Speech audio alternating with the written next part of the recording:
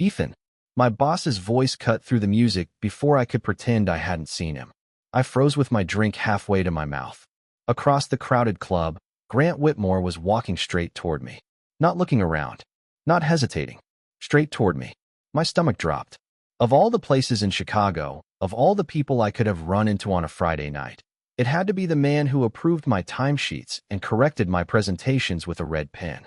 At work, Grant wore tailored suits, spoke in calm sentences, and somehow made an entire conference room sit up straighter just by entering it. Tonight, he was wearing a black button-down with the sleeves rolled to his elbows. No tie, no jacket. His hair was slightly out of place. He looked younger, less controlled, and definitely not like a man who had accidentally wandered into a gay club. "Don't turn around," Noah muttered beside me. "Too late. Is that your boss?" "Unfortunately. He's hot." "That is not helping." Grant stopped a few feet away. For 1 second, neither of us moved. The bass shook through the floor. Colored lights passed over his face, but I still caught the tension in his jaw. His eyes flicked to Noah, then back to me. "Can we talk?" It wasn't his office voice. It was quieter, almost careful. I swallowed. "About the campaign?" Noah made a choking sound beside me. Grant's mouth tightened like he was trying not to smile. "Not exactly." I should have said no. I should have acted casual, finished my drink, and left before Monday morning became the most awkward day of my life. Instead, I followed him toward a narrow hallway near the restrooms, where the music dropped to a dull pulse. Grant stopped beside the wall and rubbed one hand across the back of his neck. I had never seen him nervous before. That scared me more than if he had looked angry. "How long have you been here?" His eyes stayed on mine. 20 minutes. "Did you see me come in?" "No, that part was true." "Did anyone from work come with you?" "Grant." His expression shifted slightly at hearing his first name. I almost never used it. "I'm not going to tell anyone." The words came out softer than I meant them to. His shoulders loosened, but only a little. "I didn't think you would." "Then why do you look like you're about to fire me?" "I'm not going to fire you." "Good. Because that would be a difficult HR conversation." A quiet laugh escaped him. It surprised both of us. At the office, Grant smiled politely. He never laughed like that. Not warm. Not real. The silence afterward felt different. He looked at me for a second too long, and my chest tightened in a way I refused to examine. It meant nothing. He was embarrassed. I was his employee. That was all. Noah appeared at the end of the hallway and pointed toward the bar, silently asking if I was okay. I nodded. When I turned back, Grant was watching me with an expression I couldn't read. "You should get back to your friend," he murmured. "Yeah, probably." I took one step away. His fingers closed gently around my wrist. Not hard, just enough to stop me. My pulse jumped under his hand. Grant noticed. Of course he did. His grip loosened, but he didn't let go immediately. "Don't leave," he said. His eyes dropped to where he was touching me, then lifted again. "Not yet." For a second, all I could focus on was Grant's hand around my wrist. His fingers were warm, careful, like he was already thinking about letting go and could not quite make himself do it. Then Noah cleared his throat from the end of the hallway. Grant released me immediately. "One drink," he murmured. "That is all." I should have gone back to Noah. Instead, I nodded. Grant led me toward a quieter corner near the back of the club, where the music was still loud, but conversation did not feel impossible. He chose a small table against the wall, the kind with barely enough room for 2 glasses. I sat across from him and tried not to stare. Without the office between us, he looked different. Not softer exactly, just less protected. "What do you want?" He glanced toward the bar. "I already have a drink." "You have melted ice and maybe half an ounce of something." I looked down. He was right. "You analyze employee drinks now." His mouth pulled slightly at one corner. "Only the disappointing ones." He came back with sparkling water for himself and another drink for me. The same one I had ordered earlier. I had not told him what it was. "How did you know?" "I saw the bartender make it." "You were watching me?" The question slipped out before I could stop it. Grant went still, just for a second. Then he sat down and wrapped one hand around his glass. "I noticed you before you noticed me." My chest tightened. That could have meant anything. The room was crowded. He was probably scanning for familiar faces. That was what I told myself. "So this is not your usual Friday night." I tried to keep my voice light. Grant looked toward the dance floor, then back at me. "No, first time." "Second." That surprised me.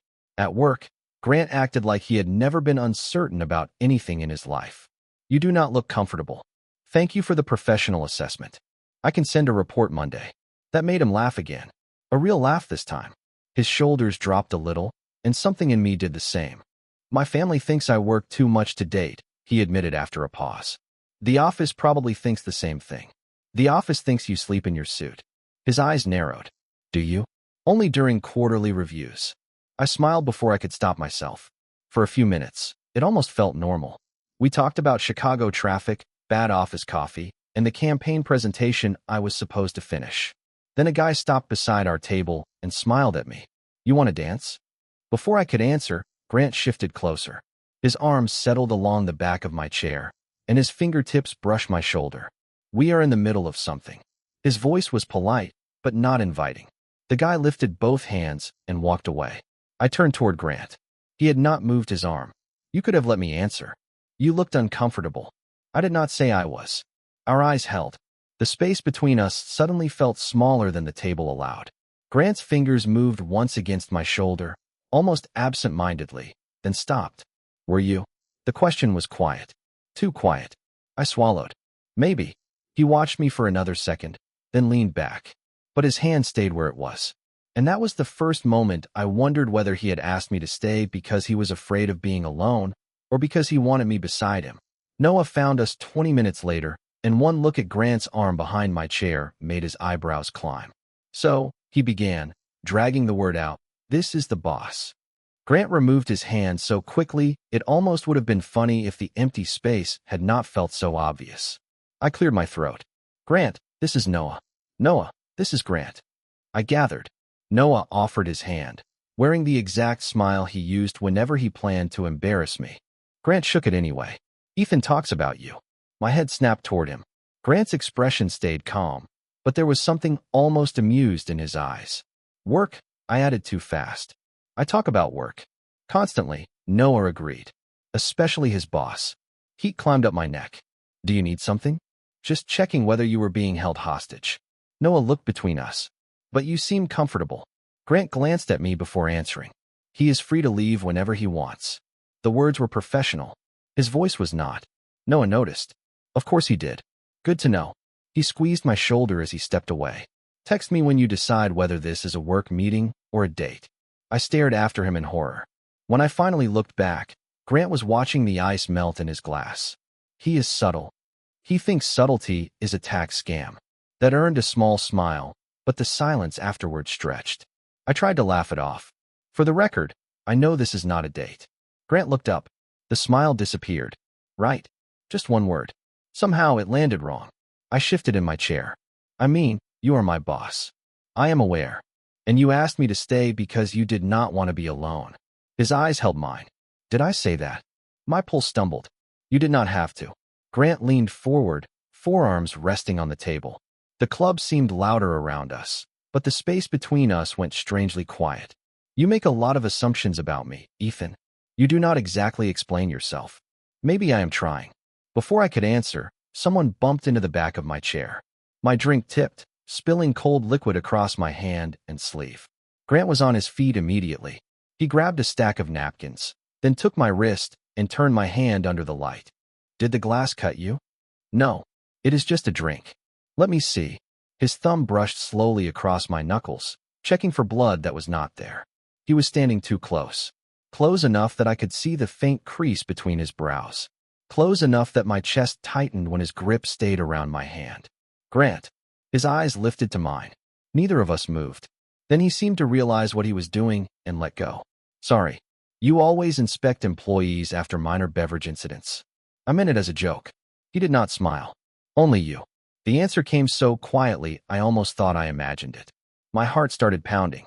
Grant looked away first, reaching for more napkins even though my hand was already dry. I could have kept pretending his attention meant nothing. I could have blamed the noise, the drinks, the strange freedom of seeing him outside the office. Then he pulled out his phone, opened a new message, and slid it across the table. Put your number in. I stared at the screen. Human Resources already has it. I am not asking Human Resources. I looked at Grant's phone, then at him.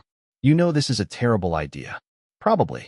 His expression did not change, but his fingers tightened slightly around the edge of the table.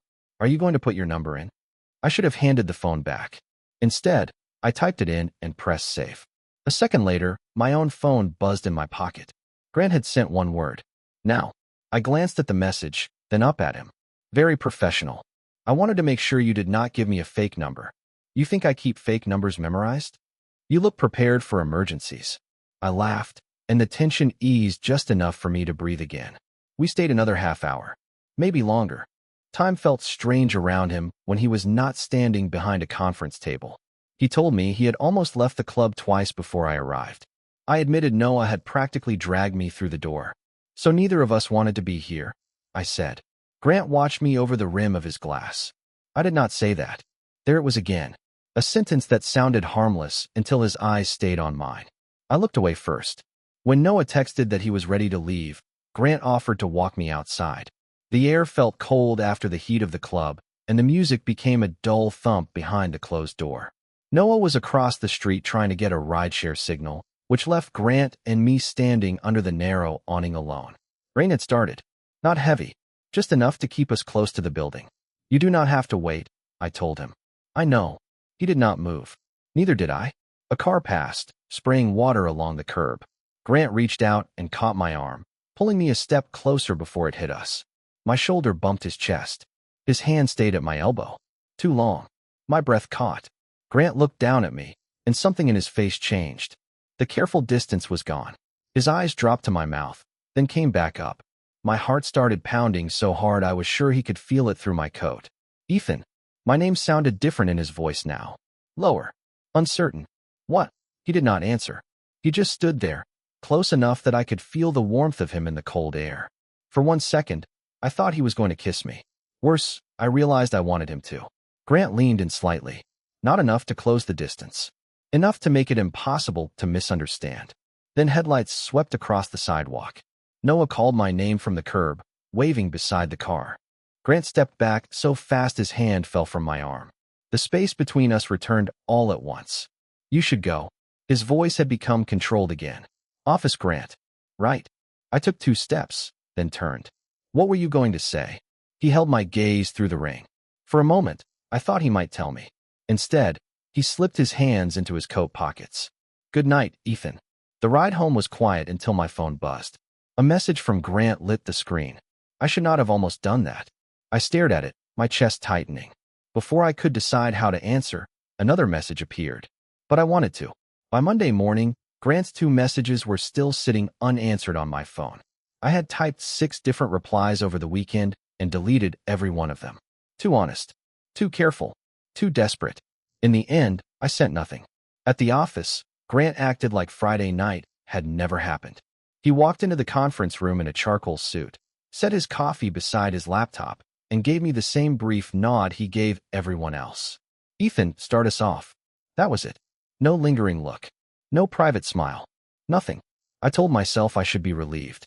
Instead, my chest tightened every time he looked at the presentation instead of me. Halfway through, he interrupted to question one of my projections. His tone was calm, but in front of the whole team, it felt sharper than usual. The numbers need another review. I checked them twice. Checked them again. The room went quiet. I nodded and finished the slide, pretending my face was not burning. After the meeting, everyone filed out except Madison, who slowed beside my chair. What was that? What was what? She glanced toward Grant's office. He usually Today he looked at you like you keyed his car. He is my boss. He corrected my work. You are avoiding the question. I shoved my laptop into my bag. There is no question. Madison studied me for another second. She was good at reading people, which was normally useful and currently a nightmare. Did something happen between you two? My stomach dropped. No, too fast. Her eyebrows lifted. Okay. Nothing happened. I believed you more before you repeated it. Before I could answer, Grant appeared in the doorway. His eyes moved from Madison to me, pausing just long enough to make her notice. Ethan, can I see you? Madison gave me a look that promised this conversation was not over.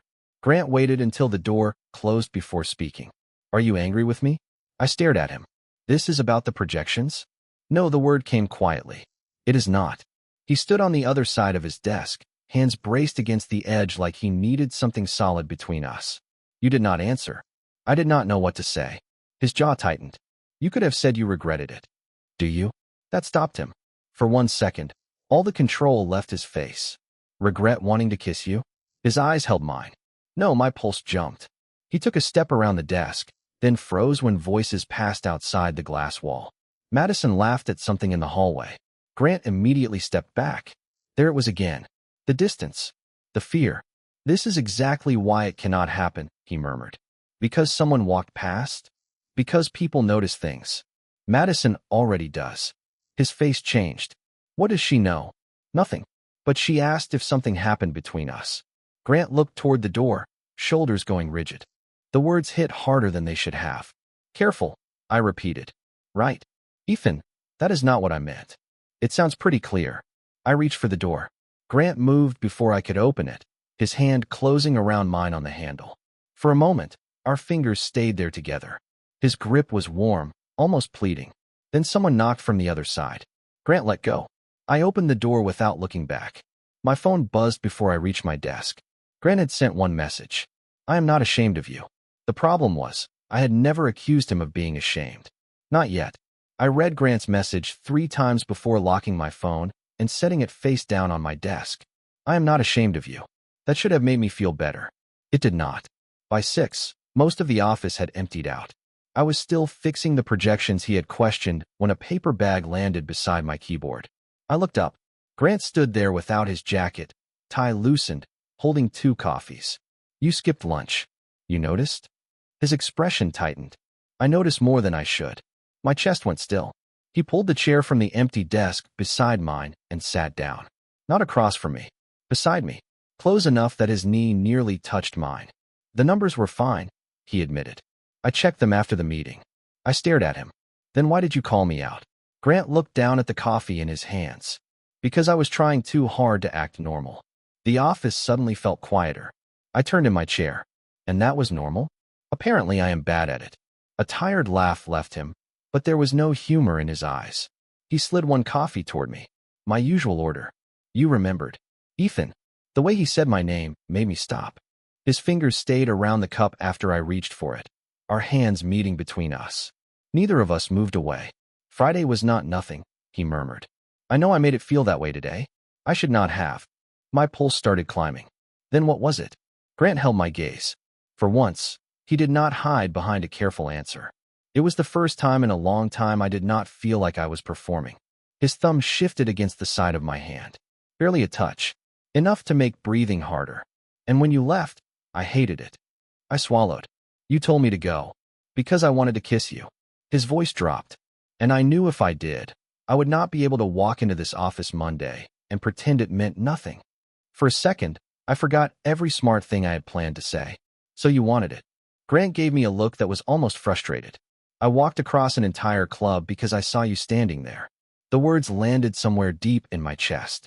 I asked you to stay because I wanted you beside me. I took your number because I wanted a reason to talk to you after. I almost kissed you because I wanted to. His eyes flicked to our hands. None of that was accidental. My heart was pounding now. Then why are we still pretending? He leaned closer, stopping before the distance disappeared completely. Because I am your boss. That is not an answer.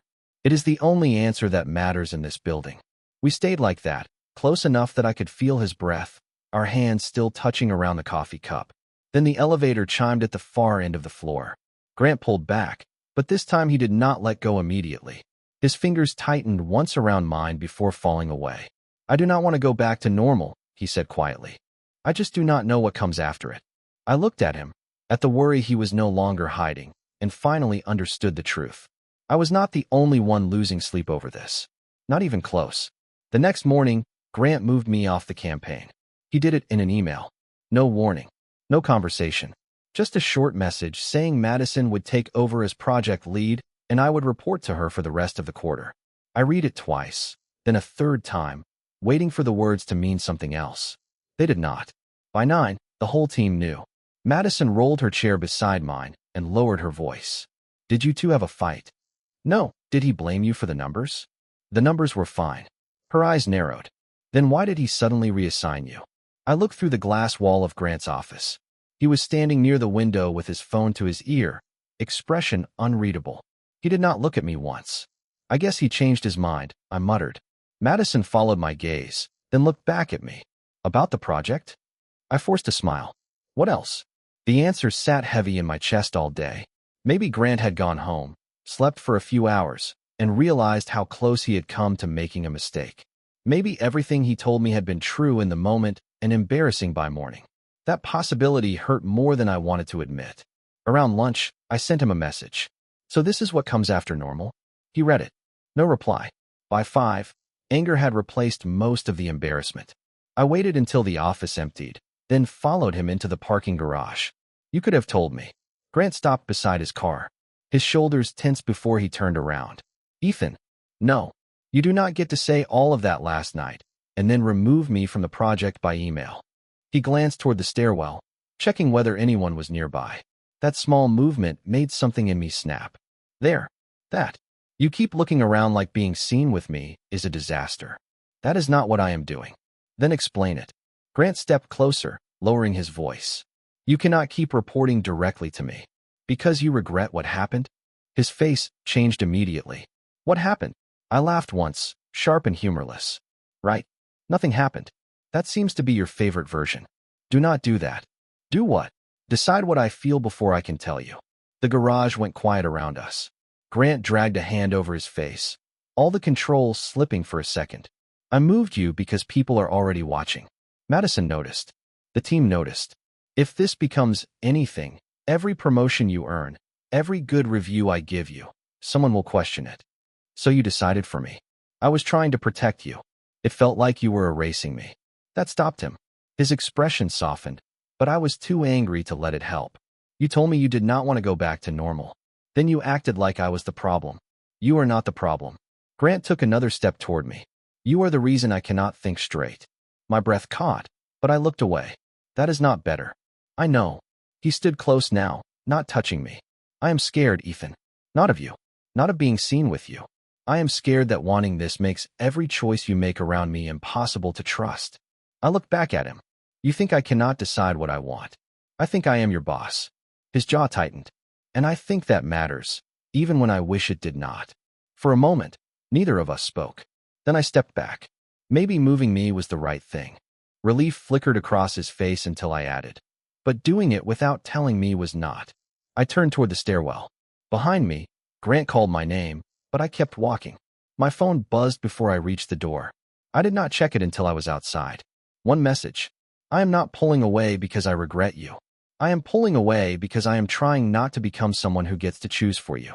I stared at the screen, anger fading just enough to leave something worse behind. Because for the first time, I understood why he had stepped back. I just did not know whether he would ever step forward again. Grant stopped pretending on Thursday. I was packing up when a message appeared on my screen. Conference room. Now. I stared at it for a second, then looked through the glass. He was already inside, standing near the window with both hands in his pockets.